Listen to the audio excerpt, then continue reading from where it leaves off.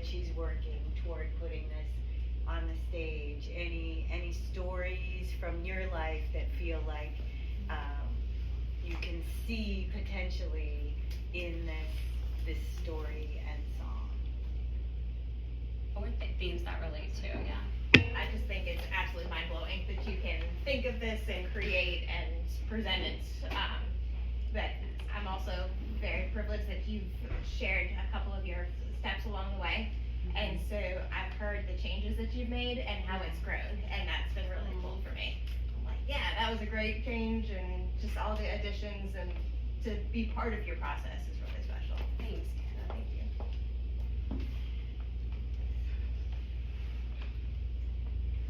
How do the mothers of the two main characters play into the story? So Betty is Tess's mother. Tess's on the resistance side. Betty is the Madam Secretary of the Mothers of the Modern Militia. And she is running the town, and she is constantly in Ella Claire and Tess's business, but she also brings in resources that she has from her privilege in the militia, and so they keep her around, and Ella Claire actually really likes Betty because they align, and she kind of views her as a mother figure, and that makes Tess very jealous, and there's a lot of relational dynamics there with Betty. The other grandmother is Sam, which is also my son's name, which is hilarious. So, and she has run away to basically do underground work in the resistance to kind of try to help people. And Ella Claire and her have estranged themselves from each other because of their beliefs, and they're not speaking, and they haven't spoken in years.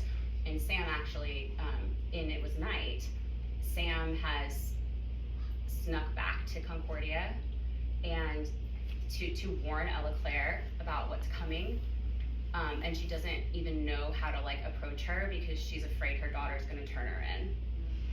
And so there's a dynamic there where Tess is actually hiding Sam, and Tess is aligned with Sam politically, so she doesn't want to harm her. And yeah, there's a lot of ways they're intertwined.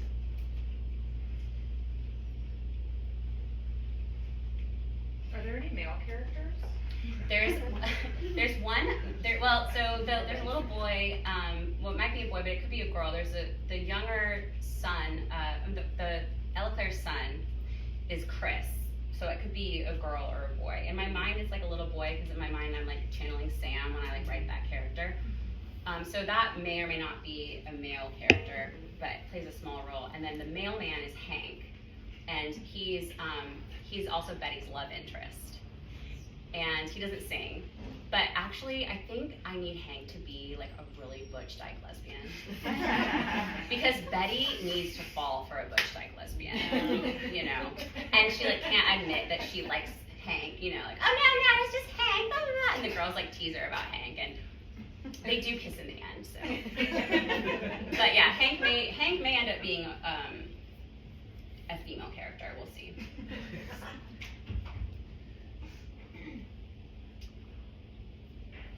So I don't know if this future process is not or too ill-defined to really ask about, but I feel like this is when they were writing Rent in an apartment or Hamilton off Broadway, this is just amazing. We're all gonna remember this.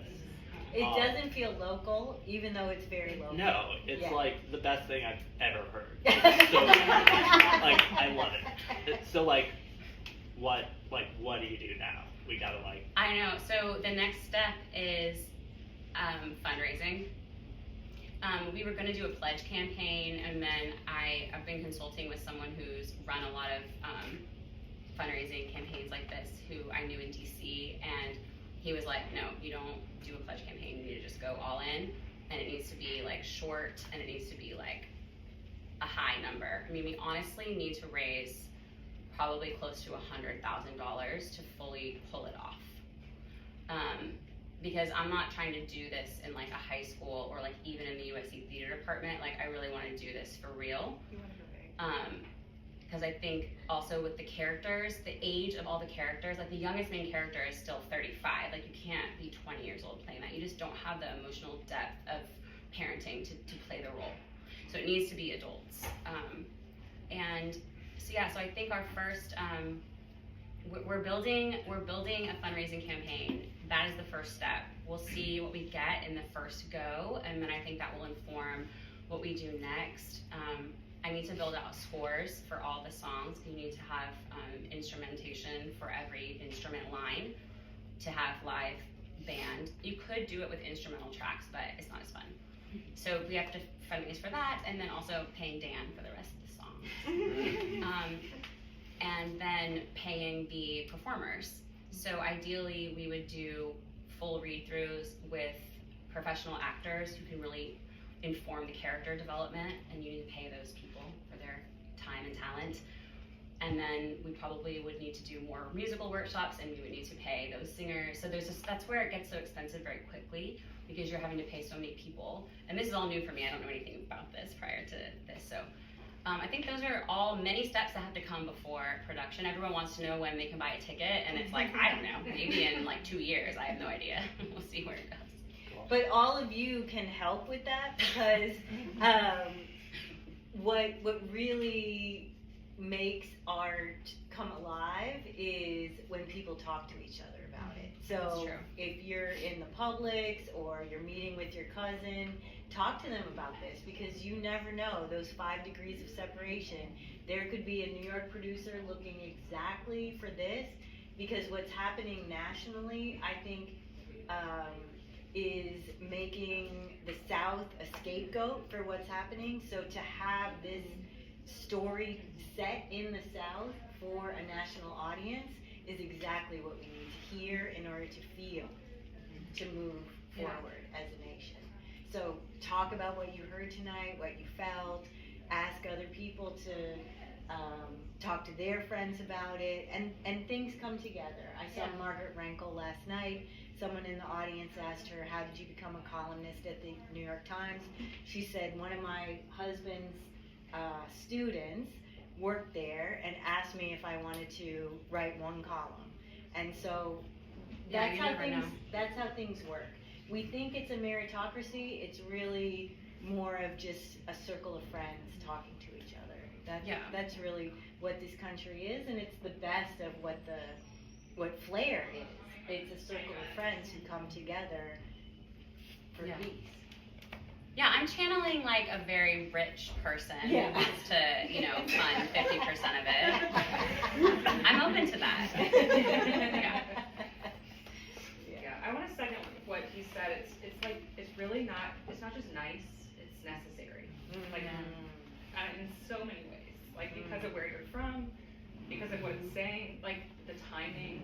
It's just so beautiful. And I just want to say too, I know Carol because before she even met, I'm a mess. But before she even moved here, it was maybe 4 months out. She DM'd me on Instagram and was like, I'm moving to Columbia, you're an artist, I'm an artist. Let's connect. Yeah. And I think Columbia is such a kind of a difficult transient place because people are always kind of in and out. And you are such a great example of what makes the city great, is people who move here without knowing the end game and make the absolute most of it. And so it's just been not only most of it for you, but to make this city better. Yeah. I messaged 200 people, and you were one of the people who wrote me back. I love it. I just am so. That's so necessary. That's how community happens. Yeah. It's not manufactured. It's people. And you have to be and be vulnerable, and you were who is this weirdo? You didn't know who I was, but you still said, yeah, we could meet up, we could do coffee, and then we ended up being in Femet. So it's always like that somehow, right? Yes.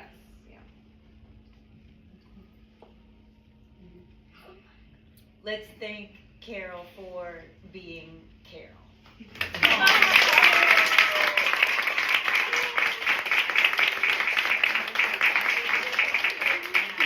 thank you, Cassie, for doing the interview for me. I thought it would be fun to do a little, Sam and Tess situation or something. I don't know. Carol was first introduced to me, of course, by Laura, and she walked into my kitchen and said, That's not how we do chili in Texas. Let me show you how to do it. And I turned to Laura and I said, I do not share my kitchen with anyone except this woman. And here we are. I'm bossy. But you also are cooperative. I knew how to make the chili better. I wasn't going to keep that from you. Yeah.